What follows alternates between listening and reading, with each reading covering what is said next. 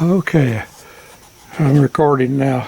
Like I said, I was trying to say this is the ramp that we use, and there's Snoopy's doghouse made out of some institutional doors. Keep the three-wheeler, the Honda three-wheeler that we bought new in August of 1984, maybe September. Headed out through the grass that needs to be cut. Gonna go around here and feed the outside cats. Guess I'm going to. I don't know. Gee, they got food already. Well, Stella must have been out here this morning and fed them. So we'll go back up. Cement mixer, her cement mixer was given to her to be able to mix her soils and stuff, and we use it to mix the concrete that we use around here. Set this can of cat food down there and keep the dog out of it. Stella's famous hot rod says up there on the window she wanted a Ferrari, and she drives it like a Ferrari. I'm not saying no girl is a hard driver, but as I tell people, she's on her third set of tires and her fourth set of brakes, and that's at 85,000 miles.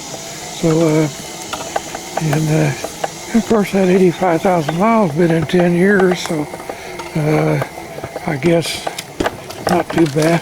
Coming up on my shop, all my mess of stuff out here. Got a brand new Ford truck grill in there. Don't know how I got it. Well, I know how I got it, but I don't know why I got it.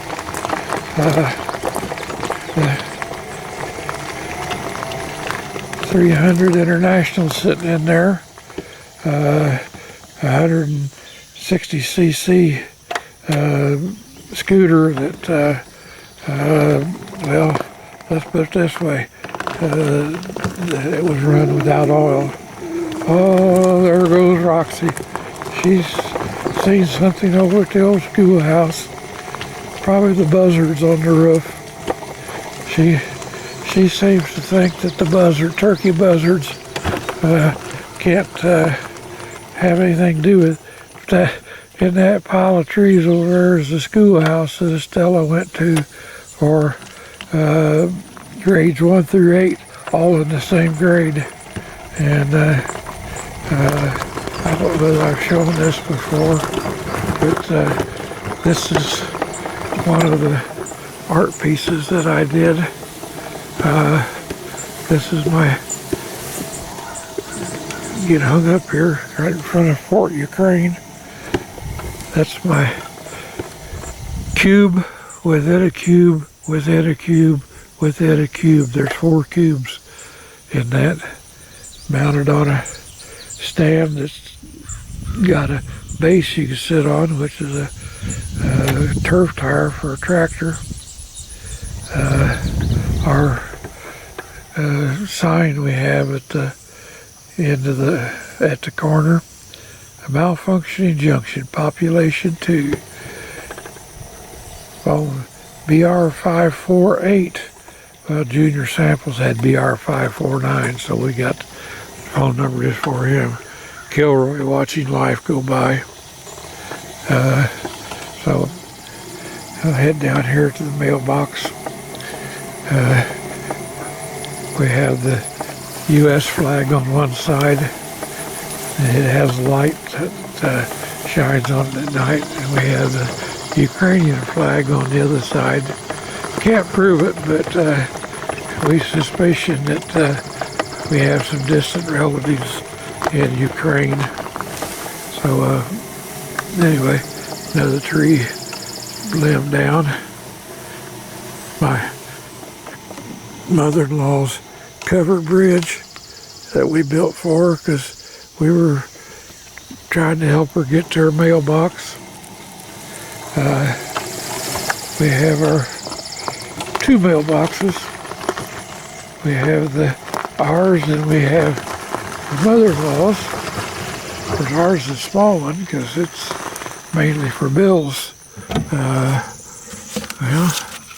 gee whiz. Stuff from the bank. Nothing in there. Always bills. Always bills. Neighbor's soybean field. And the cornfield over on the other side. They get hung up here.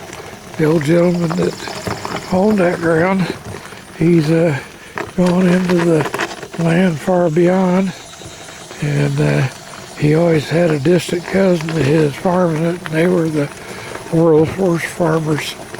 Oh, they didn't care about the ground. They caused more erosion and everything on that property than you could do if you were trying to. But anyway, the older of the 2 daughters, her husband and his brother and dad are farming it now. Of course, the oldest daughter and her husband both own half of the farm ground. So there's one of my art pieces. I painted up stop signs. I got a stack of stop signs. There's my old bigun sign from years ago, back when I had a shop at my home, our home, which is now our daughter's and her husband's resort. We'll go out if we can get up on the bridge, help the ditch that sometimes flows enough that it wipes this bridge out. But I've got the bridge tied down now, so it can't go anywhere. It's been the first couple times I've had to go down the road and drag it back. Heading out here to the garden, this grass really needs to be cut because I didn't cut it the last time that I mowed, and so it's gotta be mowed. Go see what the garden's doing. I'm not gonna go get out into it because of the mud. There's our cucumbers, which we've been harvesting quite a few cucumbers. Oops, don't want to go backwards. Wheelbase a little too short for that. And the tomatoes, 35 tomato plants. Well, it's 36, and this tomato plant on the end got killed when the hurricane. Yeah, I'm gonna call it a hurricane because we had something like 80 mile an hour wind gust, and hurricanes do 75.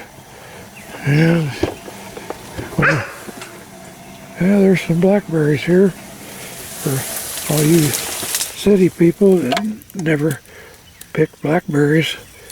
This is what a blackberry briars look like. Those are good. Those are good. Roxy's got something in the back of them. Probably some sort of critter.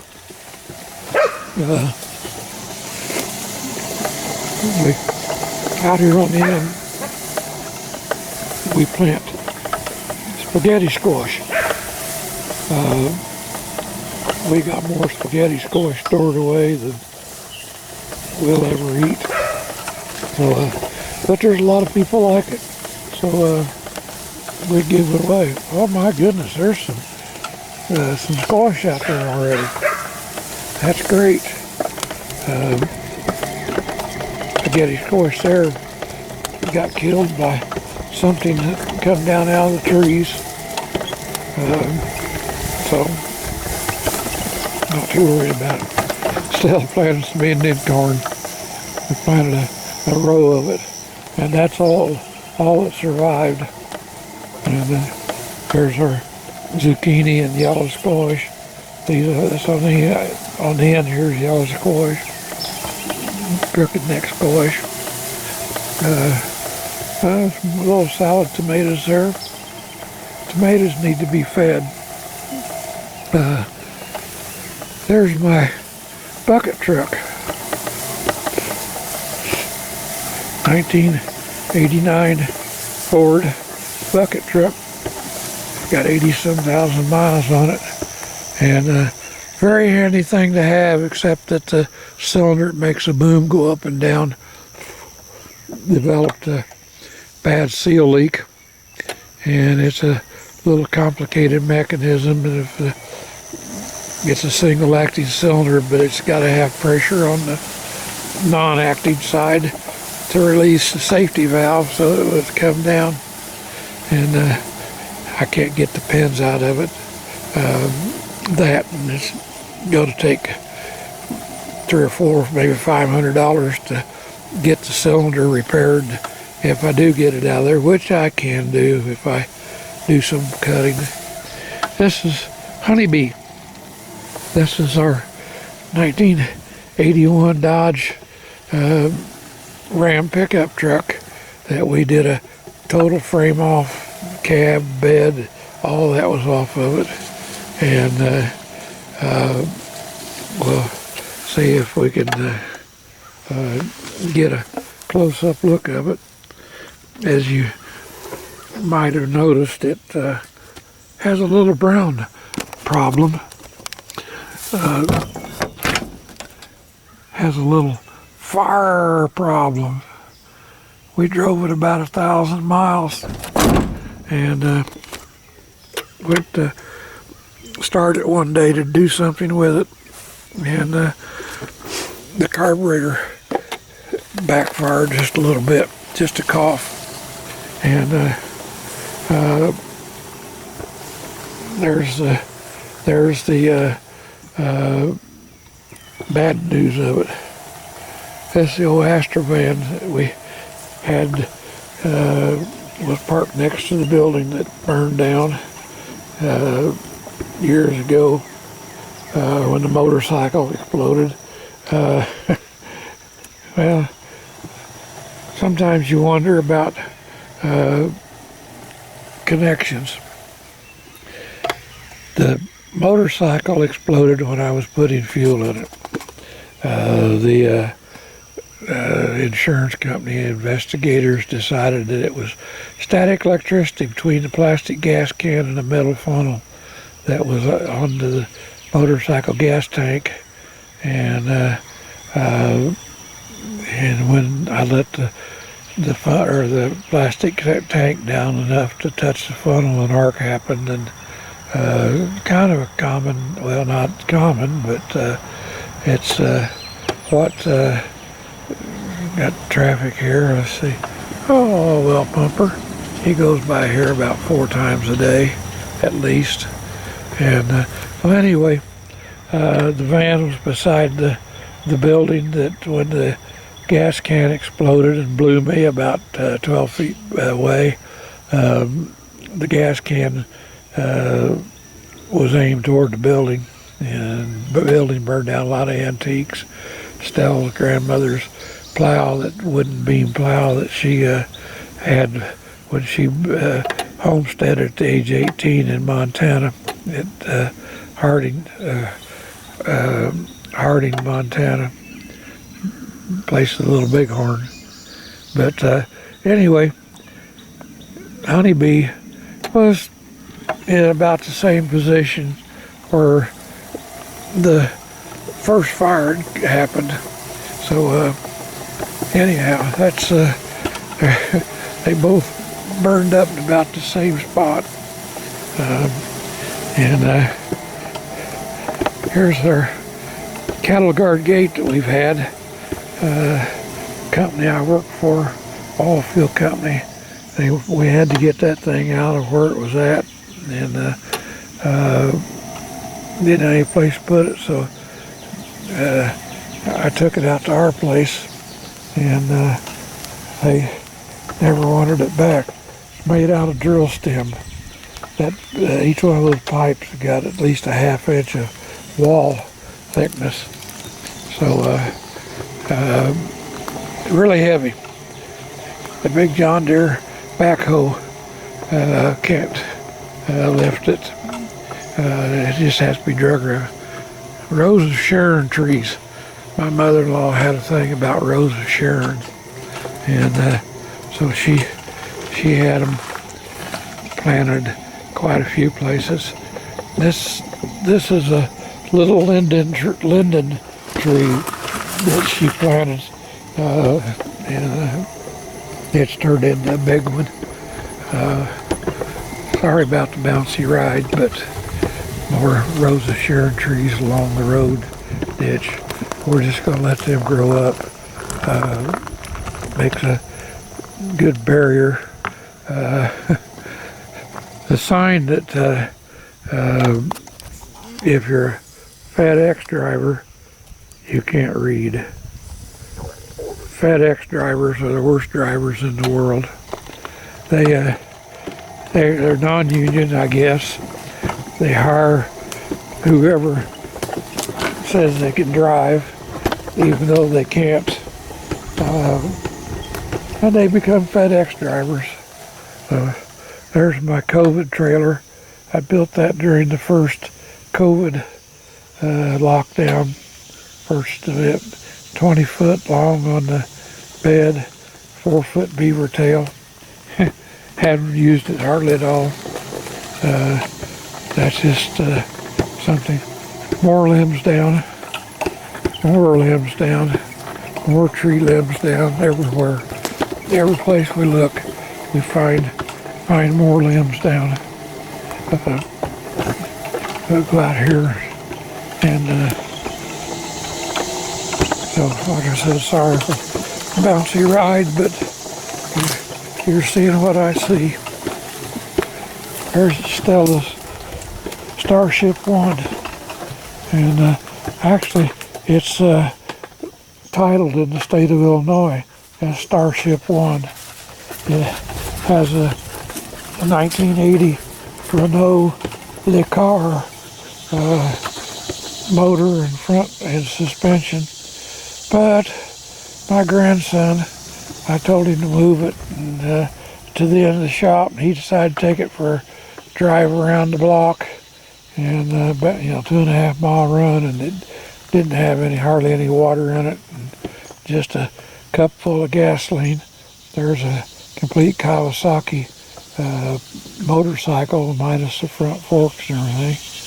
My 1942 little Keefe and Merritt generator that is 2 years older than I am, and it was a fire director. There's a plow for the 300 and a blade for the 300. This is the old truck that we bought off our daughter and her husband. They called it the Turd, and because it was green. And I've known that truck since it was new.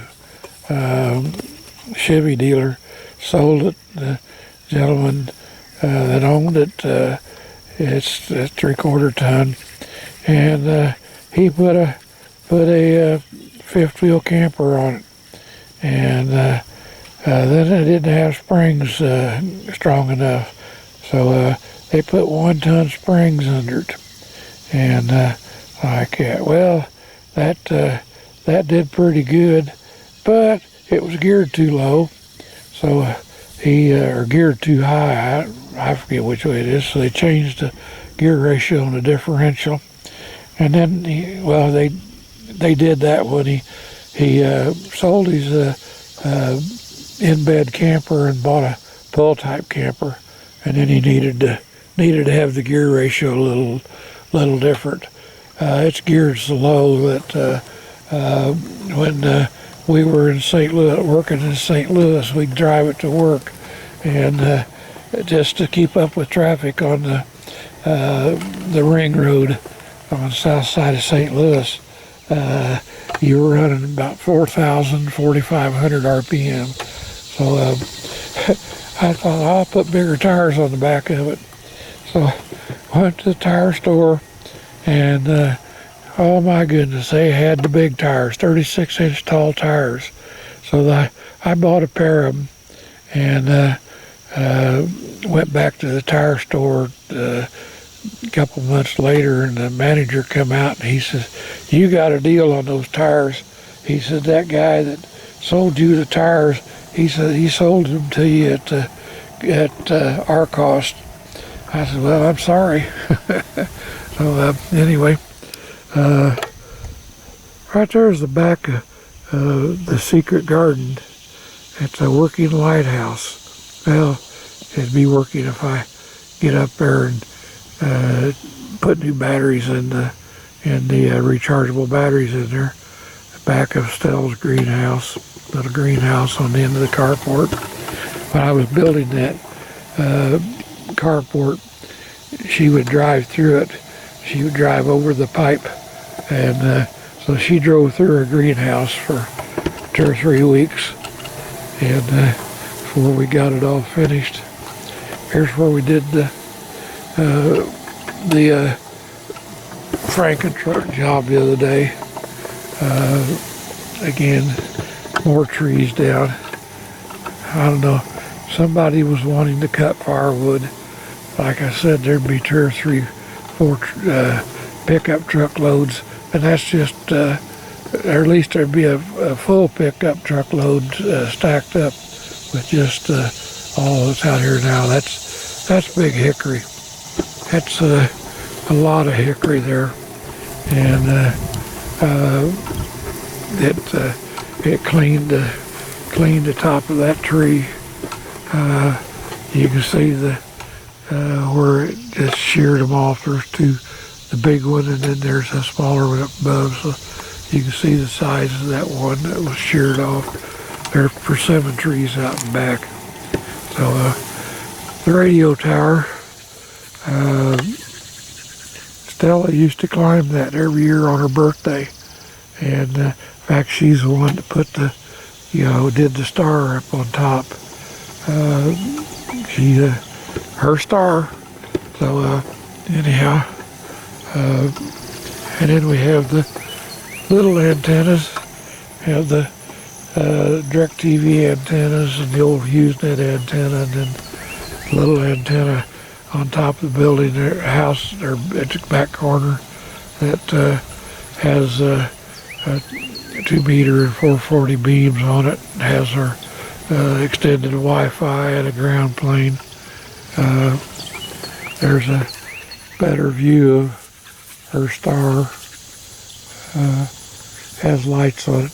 I need to replace the lights. They need to be replaced. They burn out. We have electricity. There's another antenna right there. That's the antenna that Estelle and I got confirmed contacts to a little island in the Pacific. This is her granddad's 1-horse pull-type plow, and that we salvaged it where her grandma and grandpa lived at. The old trailer we pulled the monkey truck in. We had a garden tractor. I bought a garden tractor when I was working at a lawn and garden dealership down in Newburgh, Indiana. The guy come in wanting to sell this garden tractor, and anyway,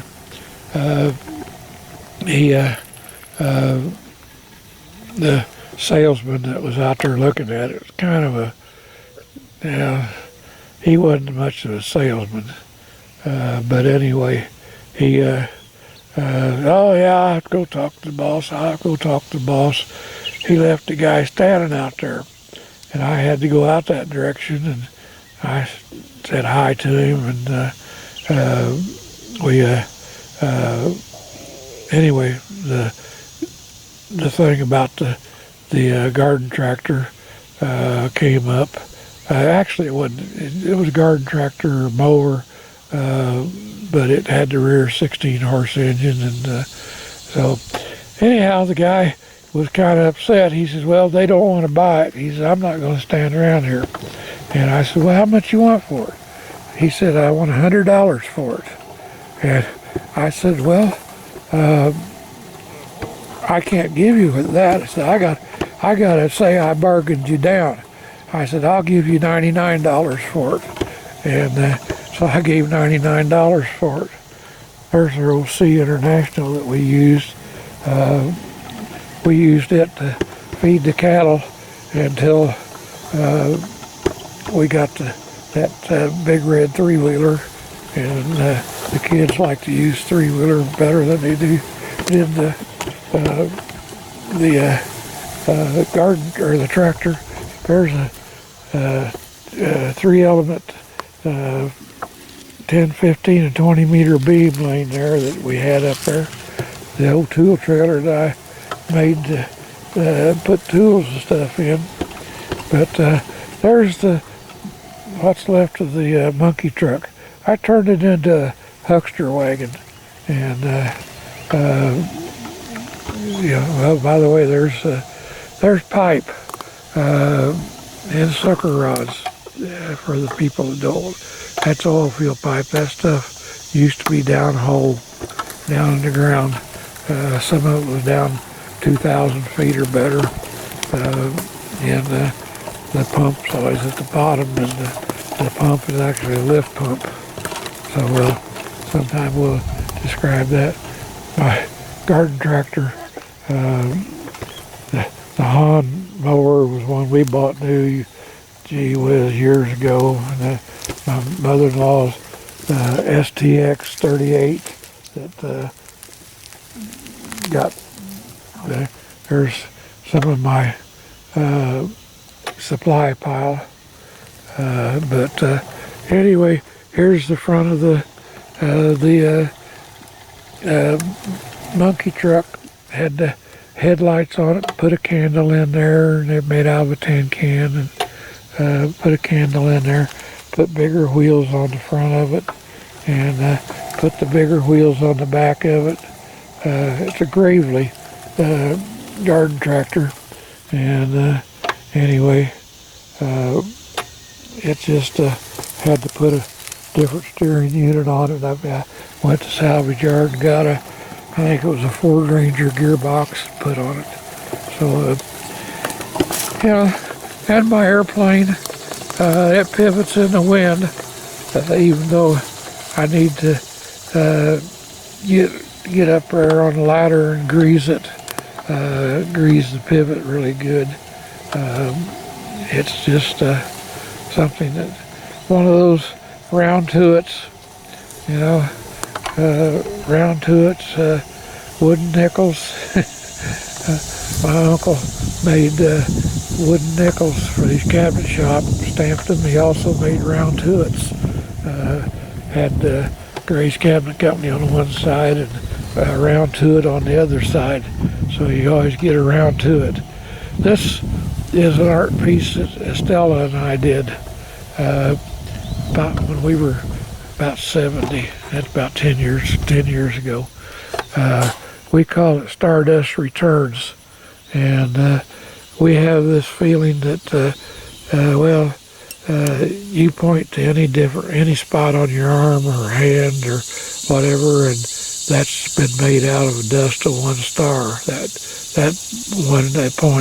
point to another point, and it's another dust of one star, because this rock that we live on was a collection of stardust that just gathered around and gravitated, and it kept gravitating until it became the blue marble, as they call it. So our pond and the deck that went out, mother-in-law fed her catfish in there, or excuse me, her goldfish, and she fed them catfish food, and we were afraid that she was going to fall in, so we put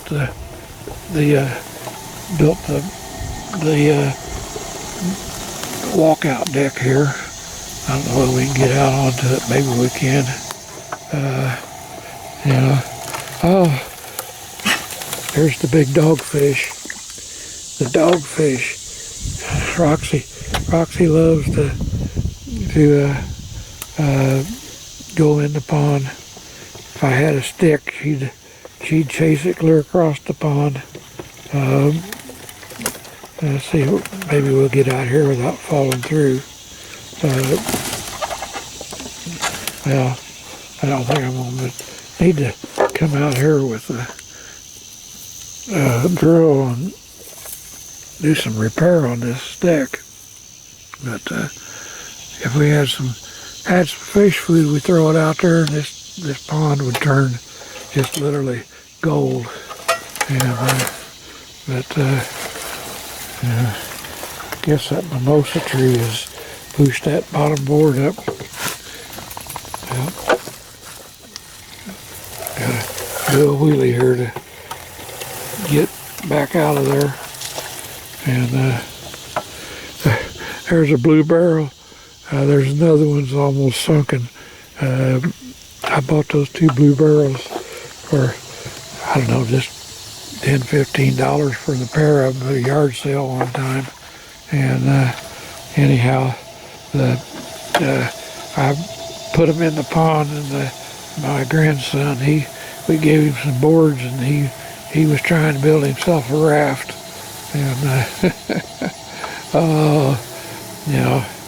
he was a youngster. One of the toys that my dog has that she drags out somewhere and proceeds to put them in the yard.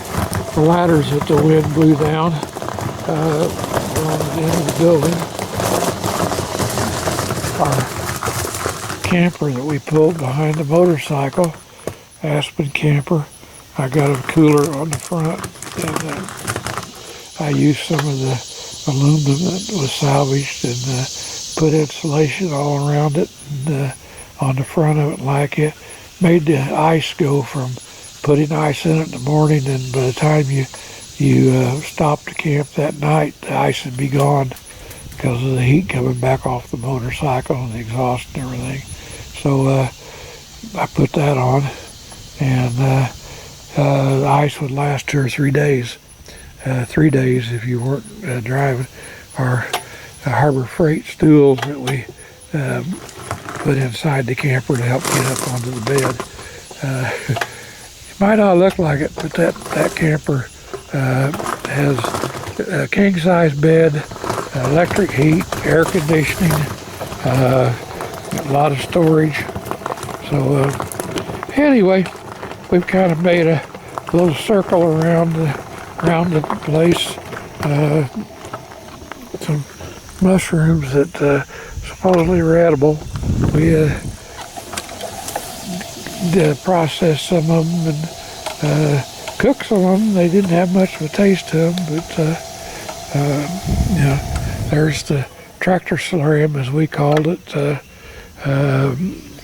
The wind come up. There's 3 layers of greenhouse plastic on there, and that's one of the insurance company things. Oh, that's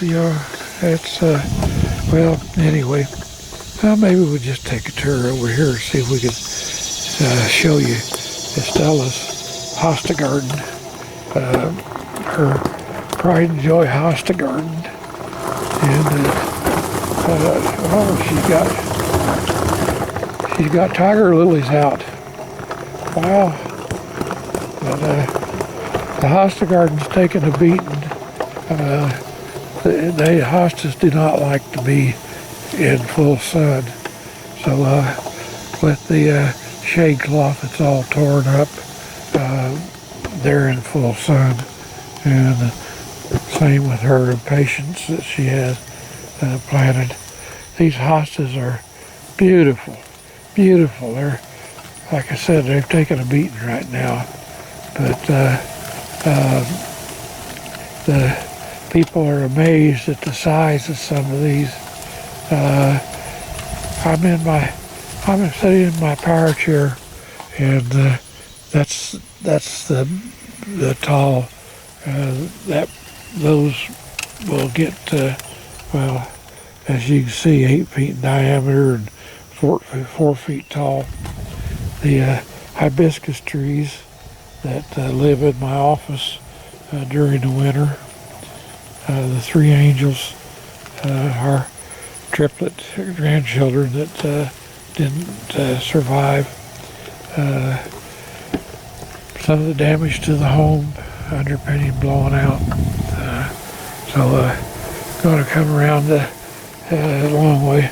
There's a 160 meter antenna rolled up on that. Looking at the back side of my office, where the windows in the office, we put insulation panels in there to. Here's some big speakers, and my mother-in-law liked those. I put them up on the tower and played the calliope, or not calliope,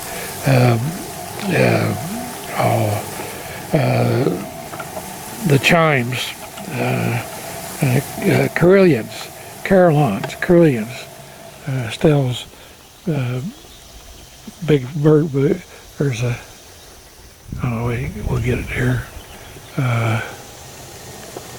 Let me get her out here, and without maybe scaring it, I'll zoom in.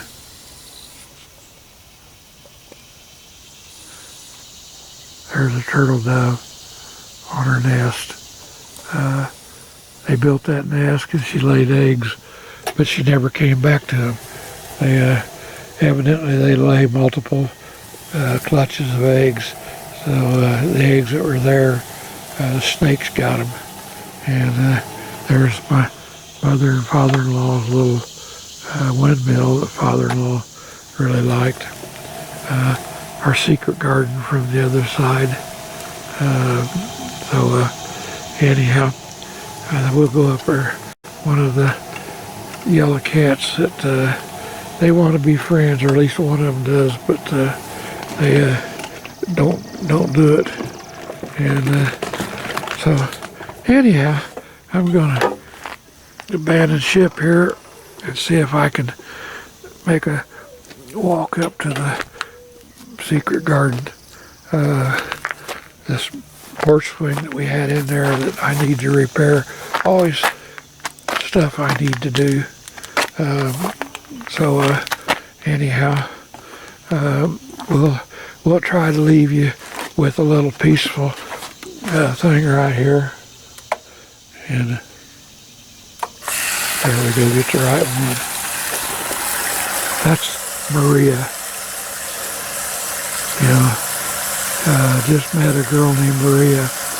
Well, Maria was a model that posed for a artist that I helped with stuff at the one back when we were at the university.